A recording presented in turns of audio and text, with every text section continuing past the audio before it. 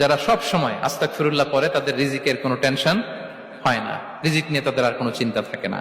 আল্লাহ নবী নূহ আলাইহিস সালাম যিনি ওনার জাতিগোষ্ঠীকে বলেছিলেন ফাকুলতু আস্তাগফিরু রাব্বাকুম ইন্নাহু কানা গাফফারা, তোমরা বেশি বেশি ইস্তেগফার পড়ো, তিনি ক্ষমাশীল।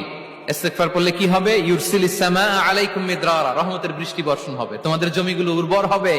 ওয়া ইউমদিদুকুম বিআমওয়ালি ওয়া বানিন, আল্লাহ তাআলা তোমাদেরকে সম্পদে বারাকা দিবেন, সন্তানে বারাকা দিবেন। ওয়া ইয়াজআল লাকুম জান্নাতিন ওয়া ইয়াজআল লাকুম আনহারা, তোমাদের ফসল ক্ষেতগুলো সবুজ শ্যামল হয়ে ভরপুর হবে, তোমাদের রিজিকে বারাকা নেমে আসবে। তাহলে আমরা যেন বেশি বেশি ইস্তেগফার করি। বিষ্ণু ঈসা ইসলাম বলেছেন মান লাযামাল ইস্তিগফার জাআলাল্লাহু লাকুম মিন কুল্লি দিকিন মাখরাজা ওয়া মিন কুল্লি হাম্মিন ফারাজা ওয়া ইয়ারযুকহু মিন হাইসু লা ইয়াহতাসিব, যে সব সময় ইস্তেগফার করে তার কোনো টেনশন থাকে না,